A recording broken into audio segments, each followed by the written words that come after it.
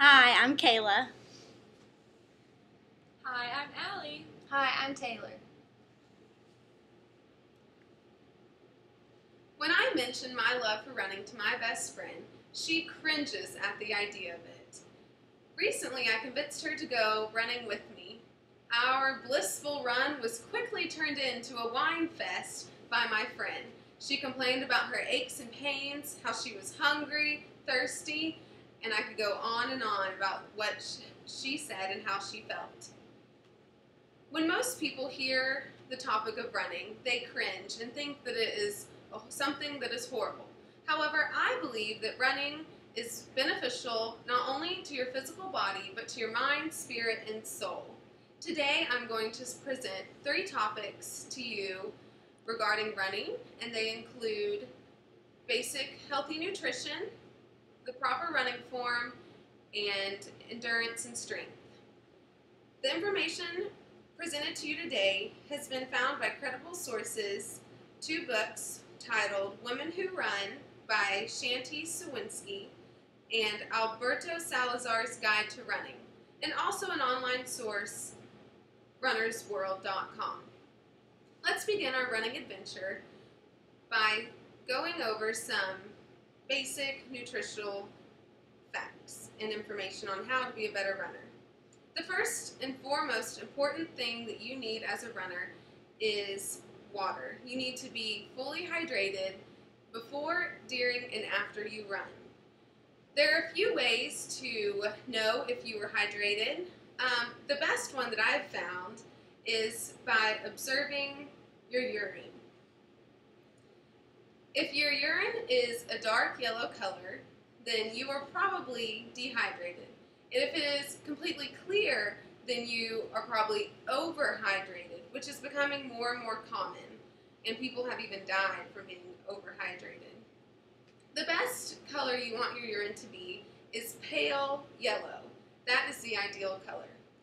Second, a low-fat diet that includes high fiber and high fruit and vegetables is key to be able to run long distances and keep yourself sustained. Now, for distance runners, it's very important for them to consume a high amount of carbohydrates. Now, these don't need to be simple carbs, because simple carbs don't sustain you and don't stick to you well like complex carbohydrates do. Now that we've covered some of the basic knowledge of what a healthy diet is, let's go on and discuss the proper running form. A stride consists of your arm and leg movements. Runners should focus on their stride. Their body should be in an upright position. Their torso should be in an upright position, and if it's going to be bent forward, it should be just very slightly forward. And arms should move just up to the breastbone height. And lastly,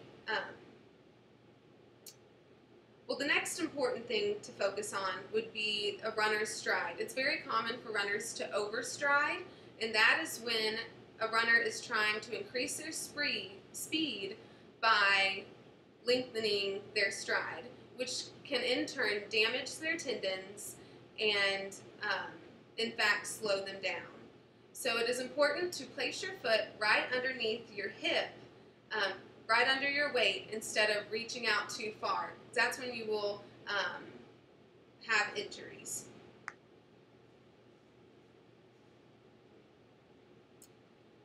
And thirdly, another important thing to consider for your proper running form are good running shoes. I have some tips for you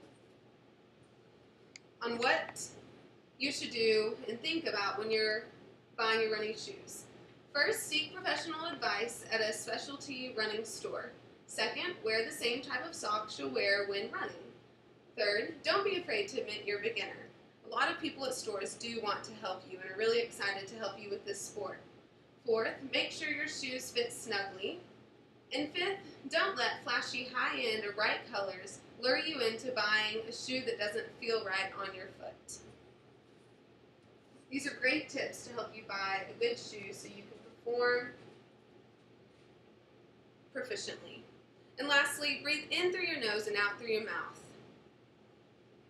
Let's move on to strength and endurance.